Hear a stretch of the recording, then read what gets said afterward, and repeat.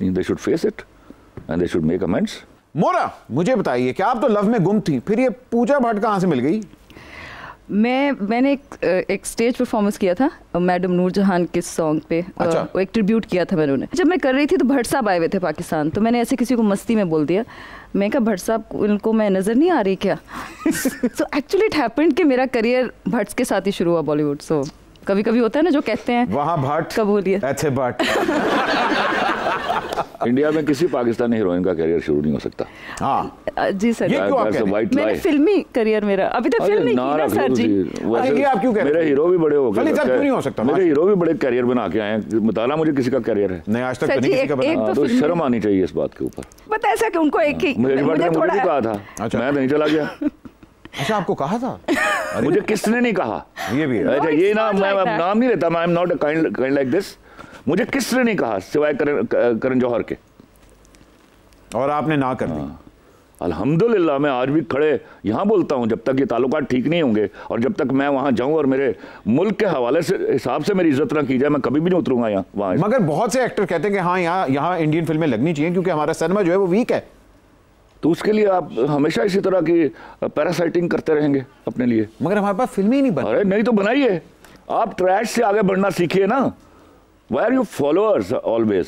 यही तो मसला है, हमारे पास तो स्क्रीन्स भी नहीं है। जहां 23 करोड़ की आबादी है वहां हमारे पास सिर्फ 80 स्क्रीनें हैं, और उन स्क्रीनों में भी हमारे पास सिर्फ ईद पे फिल्में आती हैं। ये 80 से 40 पे चली जाएंगी अगर सिनेमा ओनर जो है वो बगैर किसी कुछ हींग लगाए ना फटकड़ी पर 50% पैसे ले जाएगा प्रोड्यूसर से। वो तो लेगा। हाँ तो लेगा, तो फिर यही हाल होगा इंशाल्लाह। फिर ये 40 पे आएंगी, फिर बाद में 20 पे आएंगे। ये आप प्रोड्यूसर को सर्वाइव तो करने दे।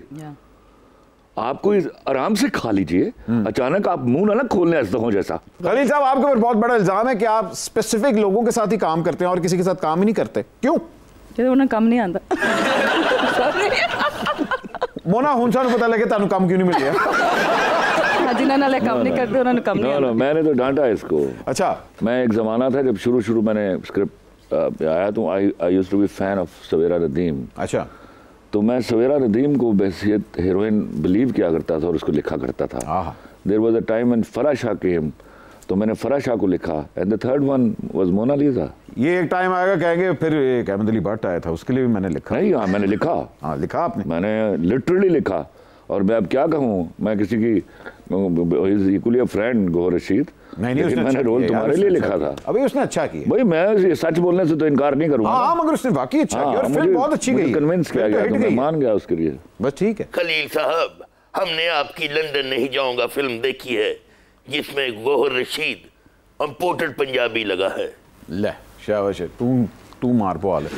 नहीं, फैक्चुअली इशू ये है कि मैंने उनको सामने रख के लिखा नहीं था उनका रोल, और फिर मेरी कोई ब्रीफिंग नहीं थी उसको। जब पंजाब नहीं जाऊंगी बनी थी तो एक बाकायदा ब्रीफिंग गई थी हीरो को भी, बाकी कास्ट को भी, तो उसका नतीजा ये हुआ कि it was a good package. यहाँ थोड़ा कम था वो, इसलिए कि role was written for Ahmad Bhatt, तो दे चोज उनकी कोई सोचा, उन्होंने मुझे कन्विंस किया इस बात के ऊपर और मैं कन्विंस हो गया।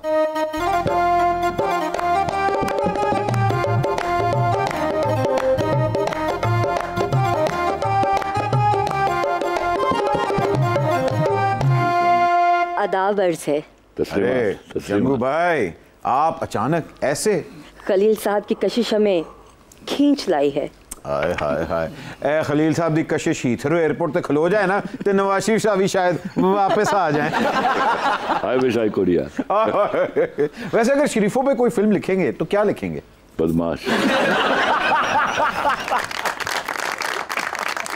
हम यूं ही कमाल अमरोही और संजय लीला के पीछे वक्त ज़ाया करते रहे। खलील साहब, अगर आपने हमें 2% की औरत कहा होता तो आज बॉक्स ऑफिस पे हमारी पोजीशन भी मजबूत होती और फीस भी 3 गुना बढ़ जाती। एक मिनट, मैं आज फिर क्लैरिफाई करूं, इंतहाई जहालत की बात है और ये फेमिनिस्टों, वो फेमिनिस्टों को डिसबिलीव नहीं करता, जिनको ये है वो घटिया फेमिनिस्टों ने ये जुमला उठाया। मैंने कभी 2% की औरत नहीं कहा। जब मैं औरत कहता हूं तो जनरलाइज करता हूं, औरत तो प्राइड है मेरा। मैंने कहा इस 2% की लड़की, तो आपने एक और को single out, single out specifically कहा कि the person who had committed the sin. हमारा भी मतलब यही था। कहानी और अफसाने तो मौजूद होते हैं, लेकिन उनको उन्वान देना मुश्किल होता है। जैसे किसी ने कहा है, मैं फसाने तलाश करता हूँ, आप उन्वान ढूंढ कर लाएं। अरे वाह वाह वाह वाह वाह। आहा, क्या कहने सागर सदीकी के, आओ बादाकशों की बस्ती से कोई इंसान ढूंढ कर लाएं। और बट आ गया है पड़ोस से सालन, आओ कहीं से रोटी और नान ढूंढ कर लाएं। खलील भाई, क्या कहानियों को उन्वान देना मुश्किल होता है? कहानियां बजाय खुद उन्वान होती हैं। हमने इस तरह के पेट रूल्स कभी भी नहीं होते, मेरे यहाँ तो कभी भी नहीं होते, because I was always a gifted guy. तो मुझे जब कहानी आती थी साथ उन्वान भी आता था, बाज़-औक़ात उन्वान आते थे तो कहानियां आ जाती थी। उन्वान दे नाल कदी नुमान आया? हाँ, शुरू में नुमान ही आए थे। ही रिक्वेस्टेड मी, तो वी हैड द पार्टनरशिप। अच्छा। तो मेरा पहला सीरियल था दस्तक और दरवाज़ा, और he wanted to do the role of Usman Peerzada. तो ऑडिशन किया मैंने उसको भी और भाभी साहबा को भी, दोनों माशाल्लाह फेल हो गए थे उसमें। और फिर वो रोल मैंने उसको दिया, उस्मान पीरज़ादा को। वो फिर उस्मान पीरज़ादा। या। और मुझे अभी एक इंटरव्यू में उसने कहा कि मैं खलील साहब को लेके आने वाला हूँ, नाउज़ बिल्लाह मिन ज़ालिका। अच्छा, फैक्ट आपने क्लियर कर दिया। या दैट्स द फैक्ट। और मैं जिंदा हूँ, वो भी जिंदा। बुलवाइए जरा उसको मेरे सामने, मैं बताऊँ उसको। रानी बेगम ने तो कामरान शाहिद के अब्बू के लिए जहर चाटा था, लेकिन हम आपके कदमों में जान दे देंगे। अल्लाह अकबर। जब तक आप आयजा खान और महवी हयात की जान छोड़कर हमें 2 टके की लड़की का खिताब नहीं देते, हम आपको जाने नहीं देंगे। अरे वो महवी हयात वो बहुत अच्छी एक्ट्रेस है, she has done a wonderful job, पर उसके साथ आखिरी फिल्म कर ली है मैंने। आखिरी? या। ओके, इसके बाद आप महविश के साथ नहीं काम करेंगे? मेरा नहीं ख्याल का वो, मैं लिख नहीं पाऊंगा। मैं हुमायूं सईद के लिए लिख थक गया हूँ। मगर आप लोग की इतनी अच्छी जोड़ी, इतनी अच्छी केमिस्ट्री है। हाँ, तो वो और कोई काम कर लेना, मेरी जिम्मेदारी है। वैसे महविश हयात की एज के बारे में भी लोग कह रहे हैं कि अब काफ़ी ज़्यादा हो गई है। It doesn't matter with actors at all, I tell you। लेकिन मेरा ख्याल है कि काफ़ी काम कर लिया, बाकियों को भी मौका मिलना चाहिए भाई। सब कॉन्टिनेंट्स के राइटर ने तवाइफ को या तो इबलीस की लॉन्ग डिस्टेंस कजिन्स का खिताब दिया है, या फिर रोमांटिसाइज करके उसको सती सावित्री के ढांचे में उतारने की कोशिश की है। आप इस कैरेक्टर को किस तरह समराइज करते हैं? मैं शुरू में भी इस तरह समझता था, लेकिन बाद में मैंने देखा कि मेरे यहाँ सियासतदान भी तवाइफे हैं, मेरे यहाँ बहुत सारी ब्यूरोक्रेसी में भी तवाइफे हैं, मेरे यहाँ बहुत सारे अवाम में भी माफ़ी चाहता हूँ कि ऐसे लोग हैं जो छे हज भी करते हैं और वो भी बहुत बड़ी तवाइफे हैं। तो ये वाले जो मसाइल हैं, मुझे पता ही नहीं चल रहा कि तवाइफे असल में हैं कौन। तो इसका मतलब है आप तवाइफ का मीनिंग ही चेंज हो जाना चाहिए। या वो, बल्कि वो बराबर हो जाना चाहिए। ख़वातीन और हज़रात, एक छोटी सी ब्रेक लेते हैं, ब्रेक के बाद अभी हाजिर होंगे। आप देख रहे हैं सुपर ओवर। लोग फिल्म बनाते हैं ना, उनकी फिल्म टेबल पे बिक जाती है जी, ये बनाता है टेबल ही बिक जाती है।